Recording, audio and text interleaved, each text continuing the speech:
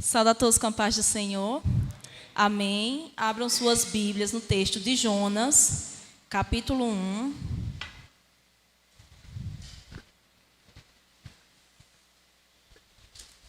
Jonas 1, do 1 ao 17. Amém? E veio a palavra do Senhor a Jonas, filho de Amitai, dizendo: Levanta-te e vai à grande cidade de Nínive e clama contra ela, porque a sua malícia subiu até a mim. E Jonas se levantou para fugir de diante da face do Senhor para Tarsis. E descendo a Jope, achou um navio que ia para Tarsis. Pagou, pois, a sua passagem e desceu para dentro dele, para ir com eles para Tarsis, de diante da face do Senhor. Mas o Senhor mandou ao mar um grande vento, e fez-se no mar uma grande tempestade, e o navio estava para quebrar-se.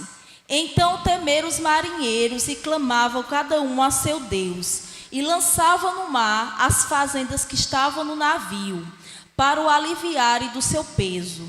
Jonas, porém, desceu aos lugares do porão, e se deitou e dormia um profundo sono.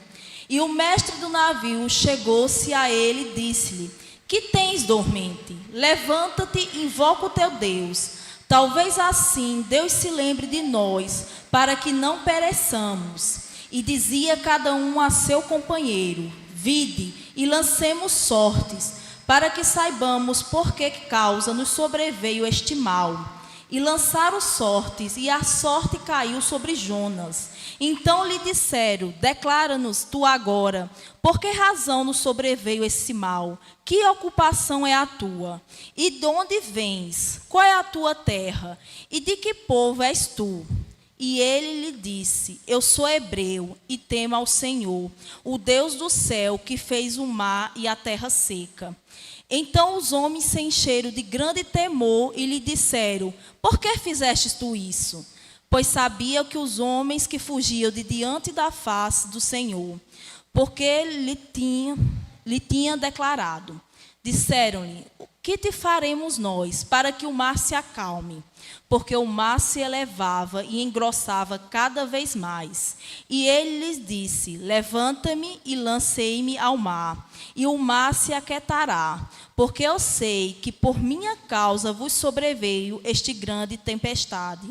Entretanto, os homens remavam, esforçando por alcançar a terra, mas não podia, porquanto o mar se ia embravecendo cada vez mais contra eles. Então clamaram ao Senhor e disseram: Ah, Senhor, nós te rogamos, não pereçamos por causa da vida deste homem, e não ponha sobre nós o sangue inocente, porque tu, Senhor, fizestes como te aprouve.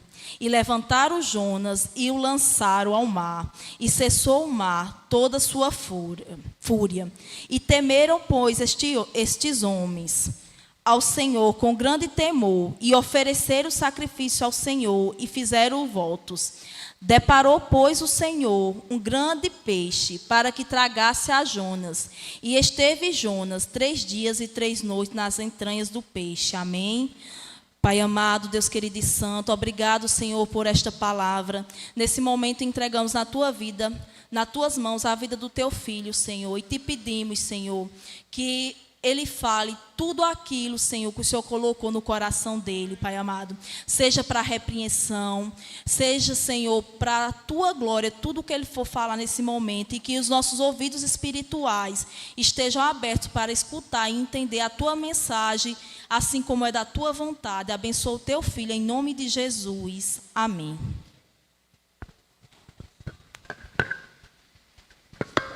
Queridos, mais uma vez, graça e paz, amém. Queria que você estivesse aí deixando o texto básico aberto, né? E como vocês bem sabem, o texto que Daiane fez a leitura se encontra em Jonas capítulo 1, e a partir do verso do 1 ao 17, a gente vai fazer um recorte dessa leitura, né? Desse livro em cima dessa leitura. E como vocês bem sabem, Jonas realmente, o livro de Jonas é aquela literatura que a gente classifica dentro da história, bibliologia como profetas menores, não só cristãos, profetas em volume, quanto Isaías, como Ezequiel, Jeremias e tantos outros. É até difícil encontrar Jonas, Amós, né, isso, Miqueias, Abacuque que tem na Bíblia, enfim. Mas assim, eu queria aqui tratar com vocês sobre a seguinte temática de forma bem sucinta, bem clara, bem objetiva, como é de praxe minhas falas, meus sermões. Eu queria pensar com vocês, não tente fugir da presença de Deus. E parece ser uma saga no ser humano, a gente tentar fugir. E alguém pode perguntar, olha pastor, e alguém pode fugir da presença física, espiritual de Deus? Eu de antemão eu vou dizendo, não pode fugir. Mas o fugir aqui que de fato eu quero evidenciar, não é o fugir da presença física de Deus, porque Deus é onipresente. O próprio salmista disse, para onde fugirei o quê? Da tua presença. Mas eu quero dizer de forma como resposta diante das interrogações dessa possível fuga, é que de fato Jonas é a tipificação de Zé Maria, de Léo, de Severina Rocha, de Jobson, de Marinéia, desse indivíduo que de fato quer fugir do propósito de Deus, dos desígnios de Deus. E se você bem acompanhar de forma minuciosa o contexto da leitura do livro de Jonas, Deus manda Jonas ir a Nínive, não é isso? Pregar contra Nínive, mas o objetivo maior não era proclamar, pregar contra a Nínive, mas ele tinha, como é que diz, uma suposição essa que ele dizia, tinha quase, ia se tornar numa certeza de que Deus haveria de usar de misericórdia e de poupar os inimigos de Israel e consequentemente os inimigos do próprio Jonas. E muitas vezes eu fujo e tento fugir da presença de Deus, entre aspas, porque eu não quero querer de Deus, mas o meu próprio querer. Essa que é a realidade. Essa é de fato as expressões que mostram no texto e que serve de forma tão impactante para mim e para você nessa noite. E a primeira coisa que eu queria trazer com vocês é que de fato Jonas teve ação na tentativa de fugir da presença.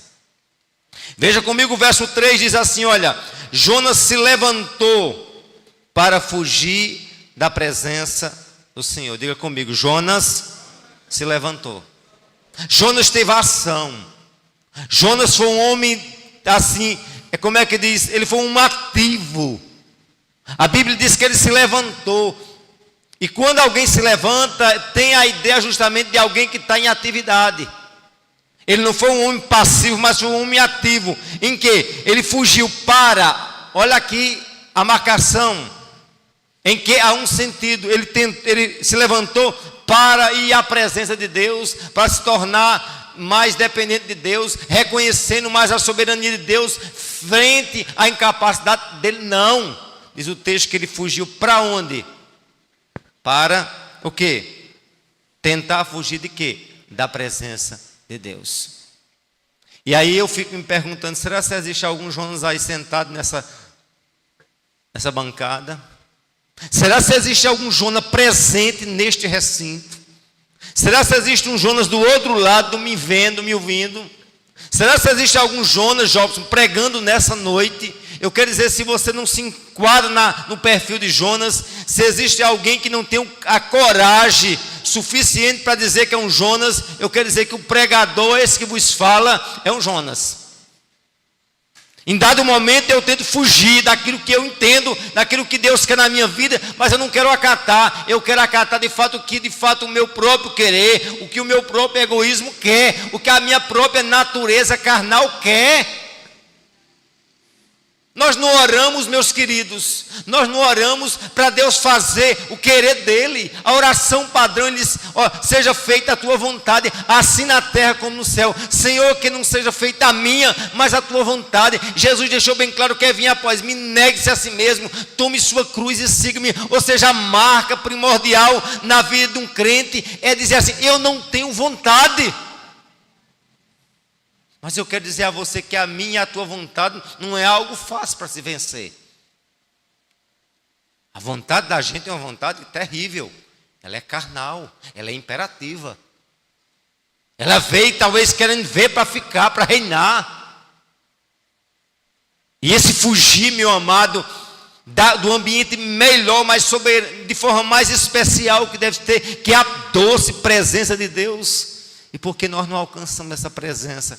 Porque nós estamos embebedados com as nossas próprias vontades. Eu vi uma frase essa semana que muito me chamou a atenção.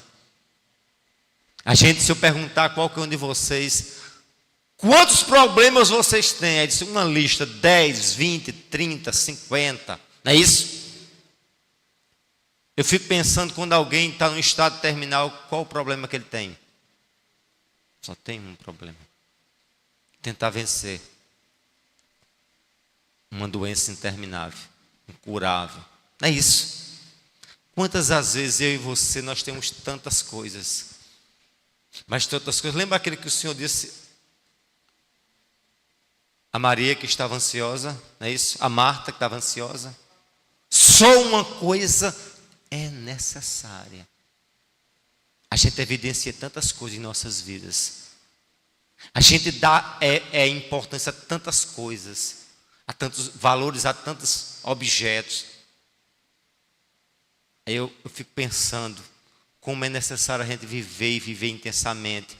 Ontem eu fui lá para a casa de mãe e fui dar cheiro na cabeça dela, ela desorientada, ainda dando cheiro em mim, né? Corrinha.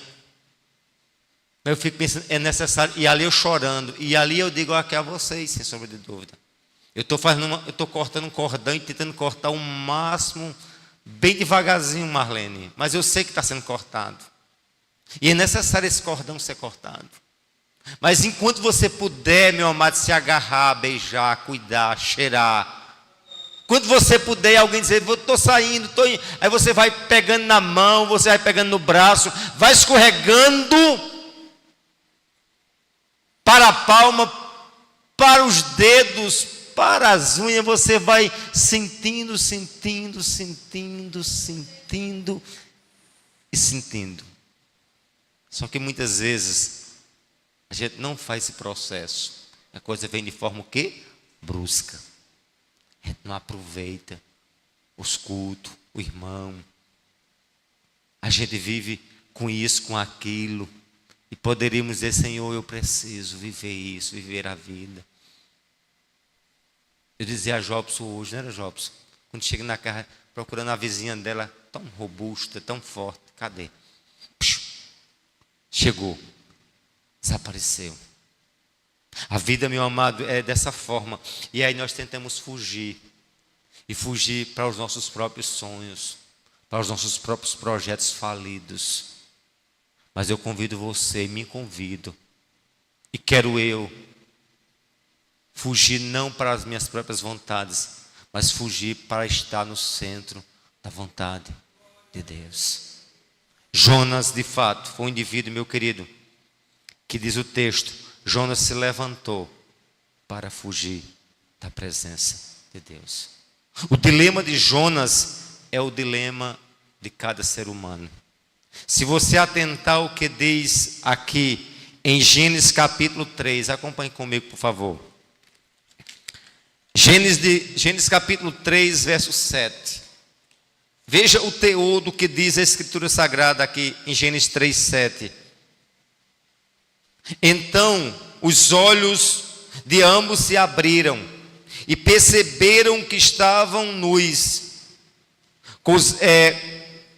Construíram, ou costuraram, melhor dizendo, folhas de figueiras e fizeram cintas para si. Prossiga o verso 28. Ao ouvir a voz do Senhor Deus, que andava no jardim, quando soprava o vento suave da tarde, o homem e a mulher se encontravam na presença do Senhor. O homem e a mulher se esconderam, melhor dizendo, da presença do Senhor Deus, entre as árvores do jardim. E o Senhor Deus chamou ao homem e lhe perguntou, onde você está? E ele respondeu, eu vi a tua voz no jardim, porque estava nu, tive medo e me escondi. Atente para o que eu quero mostrar aqui a você. O texto diz o quê? Que eles, ao comerem do fruto do conhecimento do bem e do mal, abriram seus olhos e tiveram o quê? A consciência de que estavam o quê? Nus. Tentaram o quê? Coser, costuraram roupas para cobrir a sua nudez. A gente sempre, nos nossos deslizes, nas nossas falhas, a gente sempre tenta fazer um remendo. Mas lembre-se que o remendo meu não pode aplacar a ira santa de Deus. E aí o texto diz que mesmo eles com aquelas cintas, quando Deus diz: Adão, Adão, onde estás? Aí diz o texto, eles fugiram. E a tendência minha e sua é fugir da presença do Senhor. O homem e a mulher se esconderam da presença do Senhor entre as árvores. E aí eu quero abrir um parênteses. Diga: árvores. Essas árvores que eu tento me esconder, quais são? Vamos pensar nisso, né, Carol? Quais são as árvores? Quais são as plantas? Quais são como é que diz? As moitas, no sentido mais linguajar. Quais são de fato as coisas que eu tento me camuflar, Jobson, diante daquilo que Deus tem, que está ali no pátio aberto, mas eu tento simplesmente o que? Me camuflar entre as árvores. Você já observou que a estrutura, irmão Cício, dos soldados, principalmente do exército, são o que? Verde, mas é um verde para se camuflar, igual um camaleão. Você olha lá e não vê. A gente quer se esconder de Deus. Através de quê? Da religiosidade. A gente dá a paz do Senhor, mas não tem paz nenhuma. Irmão, não sei o quê, mas não tem nada. A árvore que está tentando se esconder. Ai, Deus quer que nós reconheçamos: eu preciso de perdão, de conserto, de santidade, não de religiosidade. A gente tenta se esconder por trás das árvores.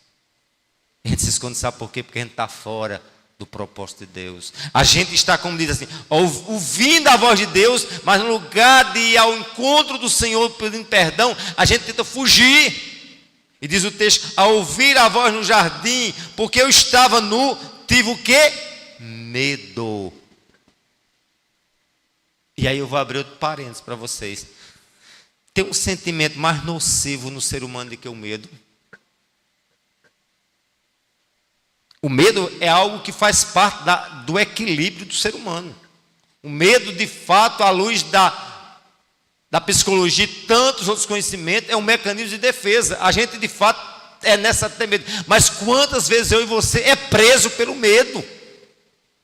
Medo esse que a gente distancia-se, medo vamos supor, de enfrentar uma luta, medo de enfrentar, de fato, uma doença semelhante à que a irmã já está vivendo. Quantas às vezes nós somos presos, escravizados, a nossa mente é cativa ao medo.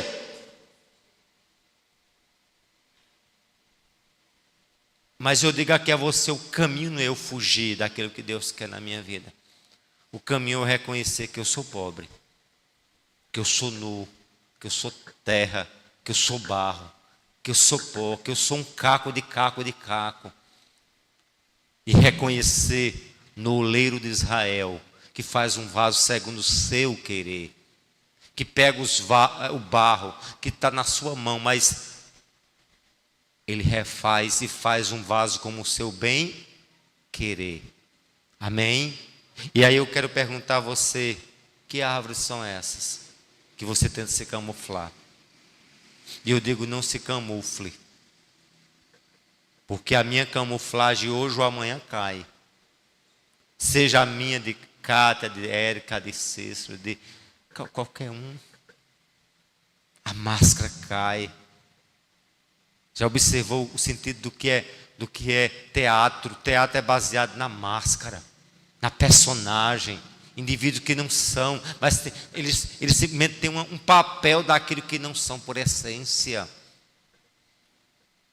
Vamos dizer assim: eu estou fraco, eu estou com medo mesmo, Senhor, eu sou pobre, eu sou nu, estou aqui desgraçado, Senhor, estou tentando fugir do Senhor, mas eu quero o Senhor. Vem, Senhor, ao meu encontro.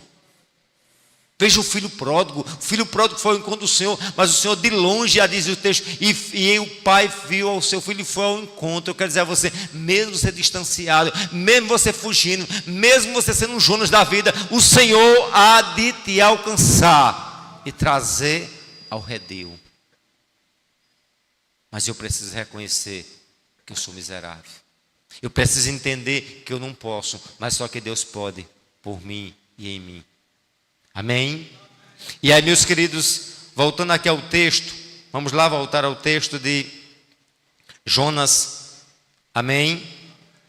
Em que diz o texto que Jonas, além de fato fugir, além de ter uma ação de fato ativa nessa pretensão de fugir da presença do Senhor, Jonas pagou para tentar fugir do querer do Senhor.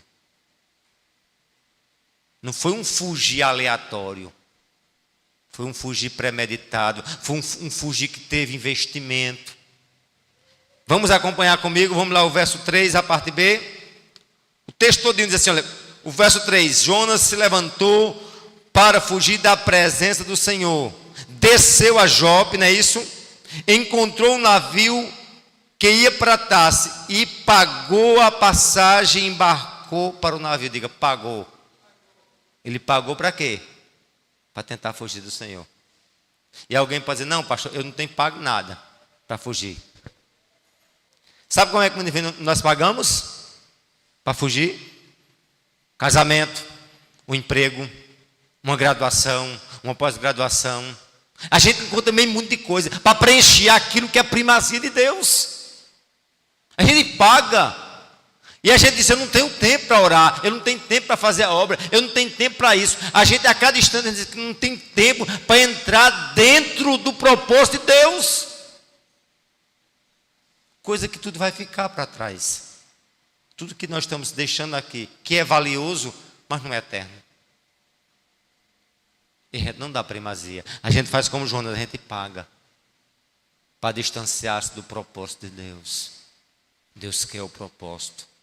Deus quer o projeto. E alguém pode perguntar, e aí pastor, vá adiantando logo. O projeto que Deus tem na minha vida vai ser frustrado? Não vai. Agora você se prepare, o preço. Ao pagar. Aqui você pagou para fugir. Agora depois eu vou pagar para me redimir. Eu já vou adiantando a você. O texto diz que de fato ele pagou para ir para Tarse. Não é isso, para Tarse? Ao entrar no navio, ele desceu, como a gente vai ver lá na frente, descendo. Há uma profundidade terrível. E quando o crente tenta fugir da presença, quando um indivíduo tenta pagar, o caminho dele simplesmente é o quê? É descer. E a queda, o declívio é terrível. O mar se torna o quê? Revolto. Gente paga preço com você. Sabia disso? Eu posso estar num navio, e esse navio é a sua casa. Por exemplo, eu posso pagar um preço com Simone, com Abner, com Alice. Vocês podem pagar um preço comigo e eu na frente dessa igreja. Ou não? Pode ou não pode? Pode. A queda vamos sendo minha, o pecado sendo meu, a culpa sendo minha, a desobediência sendo minha, mas todos vocês sofrem comigo. Porque a Bíblia deixa bem claro, lá em Coríntios, que quando nós falhamos, quando um membro é ferido, todos o quê? São feridos. Aí agora, porém, assim, quando um é honrado, todos são honrados? Não. Todos se alegram. E aí eu sei a dificuldade, viu? Que é se alegrar com os que se alegram. Chorar, talvez alguém chore. Não é isso? Chorar com os que choram. Se alegrar com os que alegram. Porque muitas vezes a alegria não é a minha vitória. Minha vitória do outro. E aí onde mora, como é que eu posso dizer assim? Um sentido muito profundo de gratidão. O cara tem que ser crente, né? E original, raiz. Na queda ele chora, na glória ele se alegra com a vitória do outro. E é esse sentimento que o crente tem que ter. E mas voltando aqui ao conceito de Jonas, meu irmão, a Bíblia deixa bem claro que Jonas simplesmente ele pagou. E aí eu queria de fato pensar com vocês o quanto nós estamos pagando para fugir do propósito de Deus. O quanto nós estamos distante daquilo que Deus tem para mim e para você. Amém? E é necessário nós ficarmos apercebidos da necessidade de a gente dizer: Senhor, eu tenho que dar primazia a Ti. Amém? Porque logo, logo, tudo vai acabar. Tudo vai findar. Mas aquilo que eu faço para o Senhor, Ele está além do tempo, do espaço. Ele vai ser frisado na eternidade. Amém, meus queridos? Terceiro e último ponto. Jonas descia de ladeira abaixo, ficando insensível na tentativa de fugir da presença do Altíssimo. Acompanhe comigo o verso 5, por favor. Vamos lá? Então os marinheiros ficaram com medo, clamaram cada um ao seu Deus e lançaram no mar a carga que estava no navio, para que ele ficasse mais leve. Jonas, porém, havia o quê? Descido para onde? Para o porão. Primeiramente, o verso 3, a parte B, diz que ele desceu do ano para, desceu para Tarsis. Depois agora desceu para onde? Para o porão. Olha aqui a sequência dos fatos. Ele desceu para Tarsis, não é isso? Desceu para o porão, estagnou no porão. É isso que a gente vai ver. Mas veja bem, ele desceu para o porão do navio, e ali estava, e ali o quê? Para o porão do navio, ali havia se deitado e dormia profundamente. Enquanto o vendaval estava em cima, a quebradeira, como é que estava Jonas? Insensível, dormindo, nem aí. Estou nem aí. E quantas vezes nós somos insensíveis? Nós somos causa do problema, mas a gente está onde? Se escondendo. Atrás de quê? Das árvores. Não é isso? Muitas vezes nós somos fator de forma primordial no problema, nós estamos debaixo onde? No porão. Não estamos nem aí. E fazendo o quê? Dormindo, mesmo que o vendaval fique lá em cima. Porque quando nós estamos fugindo da presença do Senhor, meu amado, nós perdemos a sensibilidade espiritual. Nós ficamos uma pessoa totalmente avesso àquilo que Deus quer que façamos. E aí o texto diz o quê? Que Jonas desceu do porão do navio, se deitou e dormiu o quê? Profundamente. Acompanhe comigo o verso 15. Vamos lá? O verso 15. Diz assim o verso 15: em seguida os marinheiros pegaram a Jonas, lançaram no mar, e a fúria do mar se acalmou. Então esses homens temeram muito ao Senhor, e ofereceram sacrifícios ao Senhor, e fizeram votos. Ou seja, Jonas primeiramente desceu de onde? Desceu para Tarsis. Vamos lá? Diga, desceu para Tarsis. Depois desceu para onde? Para o porão. Depois desceu para onde? Foi lançado do porão para a profundeza do mar. E diz o texto lá na frente do 17: e o Senhor ordenou. Digo, o Senhor ordenou. Digo, o meu Senhor, Ele dá ordem. Dá ordem a quem? A peixe. Ao que mais? A vento, a marinheiro, a fujão.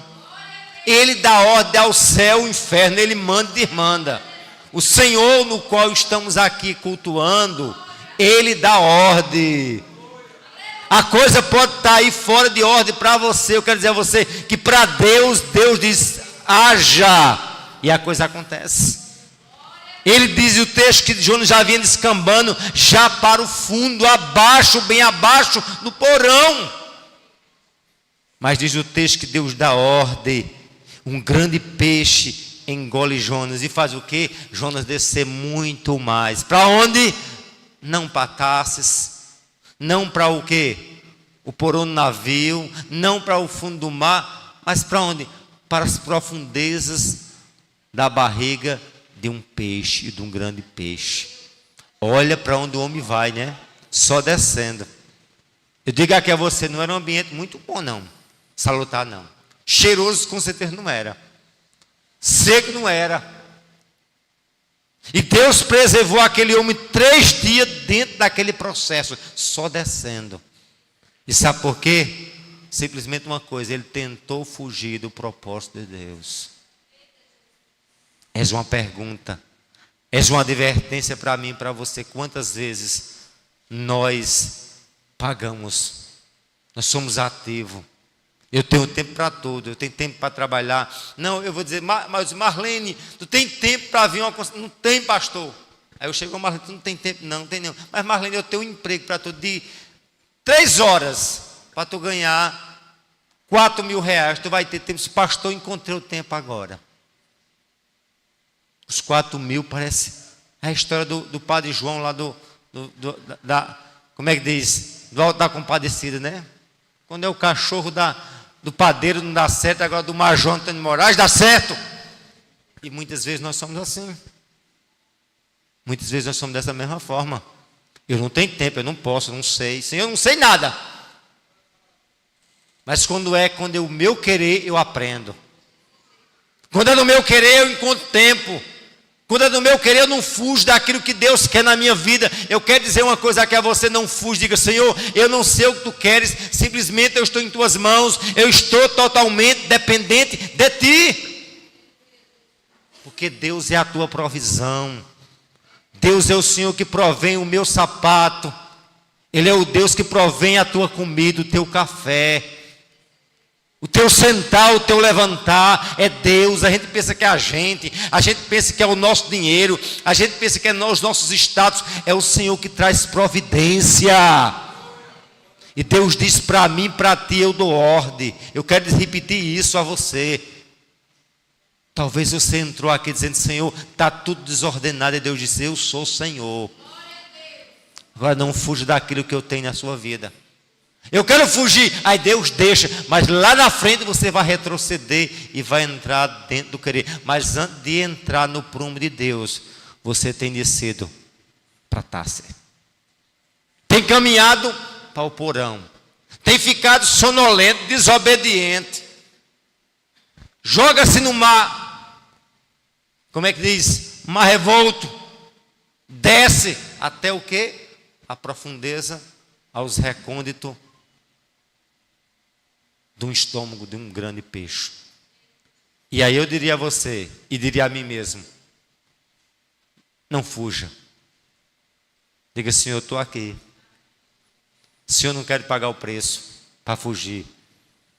Eu quero tentar pagar o preço para viver uma vida em santidade diante de Ti. Senhor, me ajuda, dá-me graça, me faz caminhar no centro da Tua vontade. Amém, meus queridos?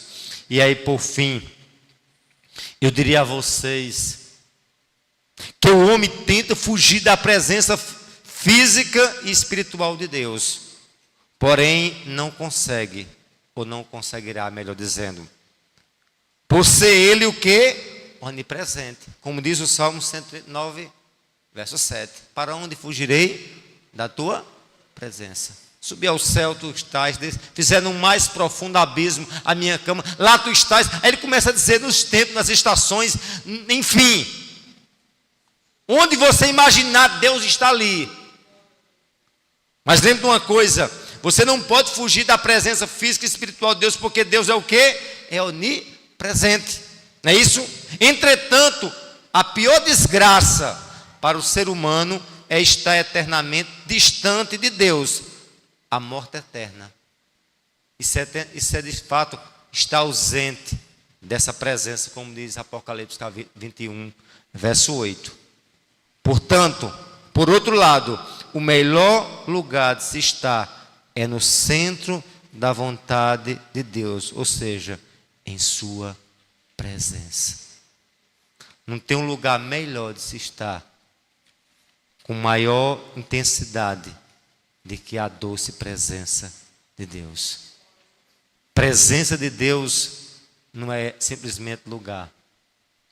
Presença de Deus é estado de espírito. Essa igreja pode estar ornada de ouro, se ela não tiver a doce presença. Não tem, ela pode ter os melhores bancos, mais aconchoados, pode ter a melhor climatização, mas o que torna um ambiente lindo, profundo, em que a gente fica de prostrado, sabe o que é? É a presença. A presença é tão profunda que Moisés passou 40 dias ali, olhe, debaixo da nuvem da presença. Sabe por que o céu vai ser lindo? Por causa dessa presença. Sabe por que o inferno vai ser tão desgraçado, vai ser tão horrendo? Porque ele não vai estar com essa presença.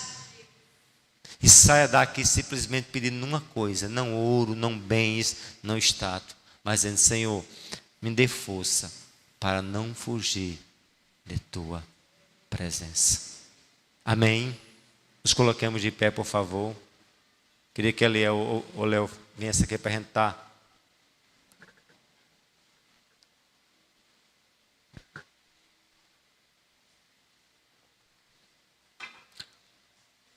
Dedicar uma melodia com vocês. Vamos fechar os nossos olhos. Vamos pedir a Deus. Sou eu um fujão. Sou alguém que tenho resistido. Tenho tentado resistir o teu propósito, o teu chamado. Deus tem um chamado para você. Deus tem um chamado para mim. Ah, pastor, Deus não me chamou para ser pastor. Eu não estou dizendo que todo chamado é para ser pastor, não. Mas todo crente Deus chama com propósito. Sabia disso ou não? Deus ordenou projeto em sua vida. E sabe quando é que esse projeto de Deus vai ser revogado? Nunca. Deus não é homem para que minta, nem filho do homem para que se arrependa. Diria e não faria, falaria e não confirmaria. Diz a palavra do Senhor. Agora eu digo uma coisa aqui a você. Você pode tentar resistir, pode correr os 4 cantos, só que você vai ter que entrar no prumo do Senhor. Jonas rodou, Jonas pagou, Jonas desceu, mas Jonas no final ele teve que se prostrar. Eu convido vocês a dizer: Senhor, eu quero me prostrar à tua vontade. Eu não sei quando é que Deus vai te chamar. Eu não sei quando os céus vai estar abertos e eu vou chegar diante do meu Deus e vou dar conta de Sumé. Vou dar conta da igreja congregacional pelos anos que eu pastorei aqui. Vou dar conta das vidas, mas não só eu vou dar conta. Paulinho vai dar conta do seu ministério, Érica do seu, Cátia do seu. Cada um de vocês darão conta de cada coisa que Deus colocou nas mãos de vocês.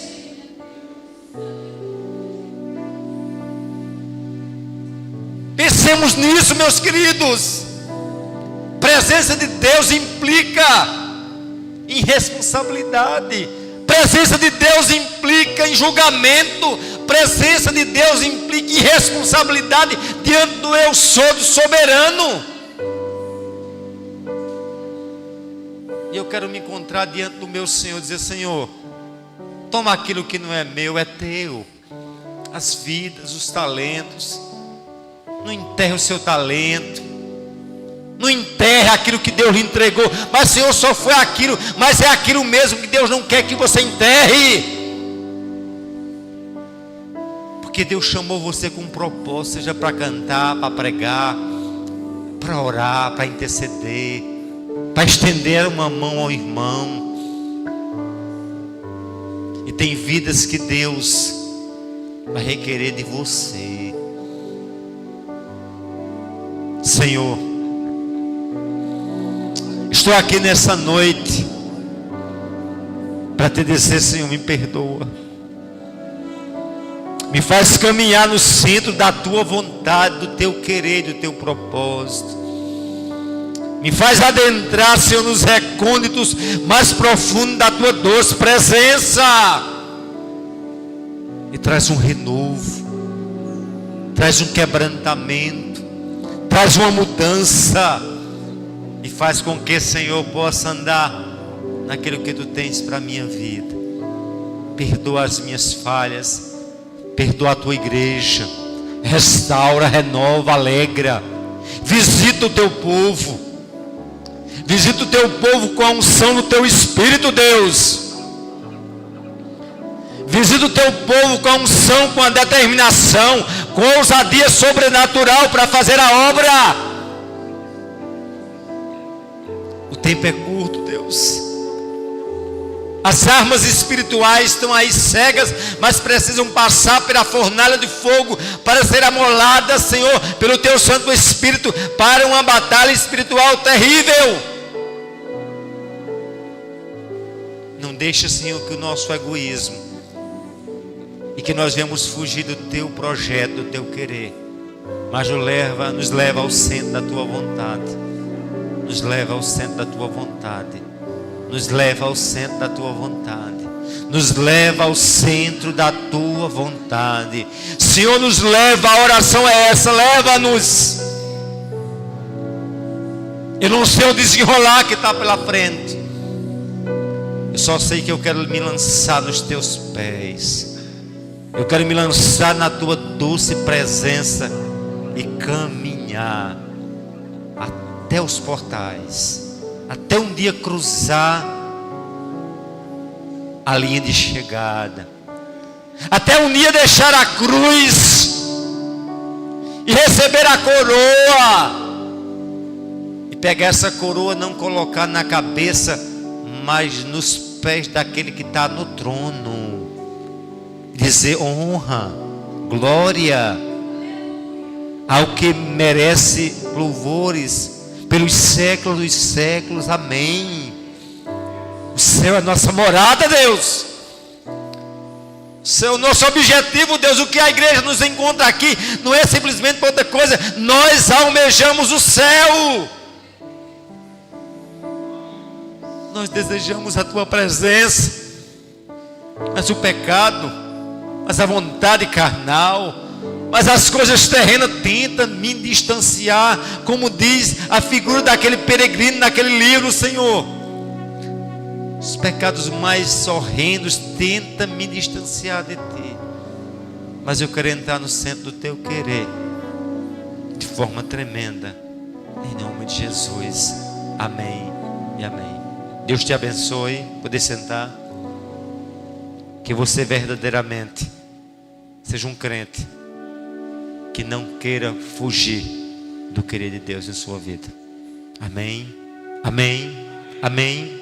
Mas por fim, eu quero dizer o que Deus tratou comigo aqui para você nessa noite. Ele ordenou o peixe. Diga, Ele ordenou o peixe. E foi o que? Uma provisão.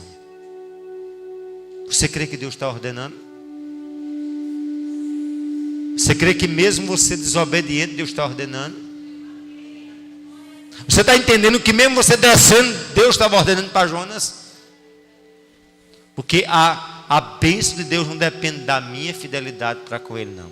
Eu pago o preço com a desobediência, mas a fidelidade do Senhor depende da fidelidade dEle para com Ele mesmo. Porque Ele é o Deus que está dizendo, eu estou ordenando. E eu quero lá na frente você dizer, Senhor, pastor, eu vi Deus ordenando. Pastor, eu quero confessar do que Deus ordenou. A provisão veio, a ação do Senhor veio. Não veio para destruir. O mar vermelho não foi aberto. O vento não foi para acabar, não foi para abimar. O grande peixe não foi para engolir e dizimar Jonas, mas foi uma porta de escape. Você crê que Deus está dizendo a você nessa noite? Sou eu que ordeno porta de escape. Porta de escape. Porta de escape. Ele diz, eu ordeno. Amém?